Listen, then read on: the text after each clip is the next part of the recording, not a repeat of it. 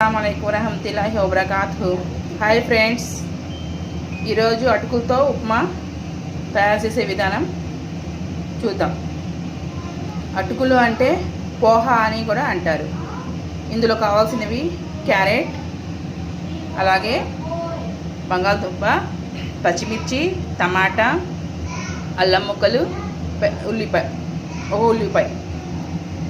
ఇప్పుడు వీటన్నీ తాలింపు వేద్దాం. తాలింపులో కావాల్సినవి చూద్దాం. కొద్దిగా పల్లీలు, అలాగే పచ్చెనపప్పు, మినపప్పు, ఆవాలు,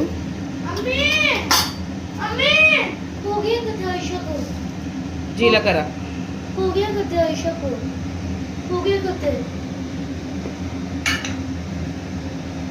అలాగే కొంచెం కరివేపాకు ఇవి వేసి బాగా దోరగా వేయించుకుందాం.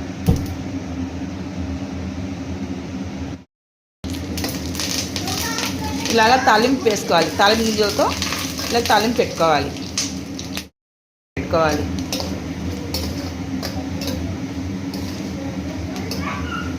ఇలా బాగా దోరగా వేయించిన తర్వాత ఇందులో కావాల్సినవి మొత్తము ఇవి చెప్పాను కదా, ఇవన్నీ ఇందులో వేసుకొని బాగా మగ్గనివ్వాలి. మొత్తము 1 by 1 మొత్తం వేసేసుకొని ఇందులో కొద్దిగా మన రుచికి తగ్గట్టు ఉప్పు,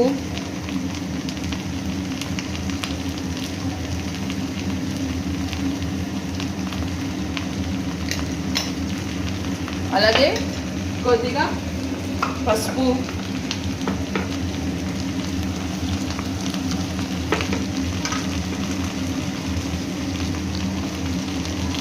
వేసిన తర్వాత బాగా మగ్గనిద్దాం. అటుకులన్నీ 2 సార్లు కడిగిన తర్వాత వాటర్ అంతా వంపుకున్న తర్వాత వాటర్ అంతా ఇంకిపోయిన తర్వాత ఇలా పొడుపులు ఆడుతూ ఉంటుంది. ఇలా కూరగాయలన్నీ మగ్గిన తర్వాత అటుకులు ఇలా ఇందులో వేసుకొని బాగా కలుపుకోవాలి. ఇలా మొత్తం కలుపుకొని తర్వాత దించేసుకోవాలి. అయిపోయింది, అటుకుల ఉప్మా రెడీ.